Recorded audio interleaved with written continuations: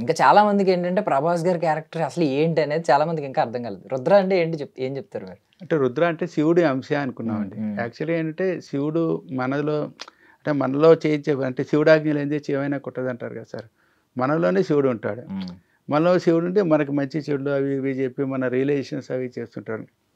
మేమనుకున్నామంటే మనలో ఉన్న శివుడు లేతే ఒక వేరే రకంగా ఫిలాసఫికల్‌గా లేతే దైవపరంగా చూసుకుంటే శివుడు కనుక భూమి మీదకొచ్చి మనలో మార్పు తీసుకొస్తే 3 రకాల గుణాలు ఉన్నవాళ్ళు ఒక సాత్విక గుణం ఉన్న ఒక అమ్మాయిలో గాని, కానీ ఆ అమ్మాయికి మూఢభక్తి ఉంది. హ్మ్. ఒక రాజస గుణం అంటే మహాదేవ శాస్త్రి గారి క్యారెక్టర్ ఏంటి రాజస గుణం. హ్మ్. నా అంత భక్తుడు లేదనేది ఒక రాజస గుణం.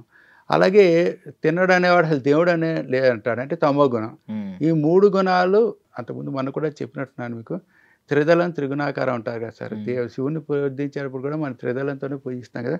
ఈ 3 క్యారెక్టర్‌లు సాత్విక, తమో, రజో గుణాలు వీటి ముగ్గురు ప్రతీకలైనప్పుడు హ్మ్. వీటిలో ఒక్కొక్కళ్ళని మార్చడానికి మనలో ఉన్న దేవుడే మనని తట్టి లేపాలి. మనలో ఉన్న దేవుడిని మనం కనెక్ట్ చేసుకుంటే 'ప్రభాస్' క్యారెక్టర్‌లో వస్తే ఇలా ఉంటుంది అని ఊహించాం. బహుశా ఓకే. అది కనెక్ట్ అయ్యి ఉంటుంది. చాలా హ్మ్. మందికి హ్మ్. అదే నచ్చింది హ్మ్. కూడాను.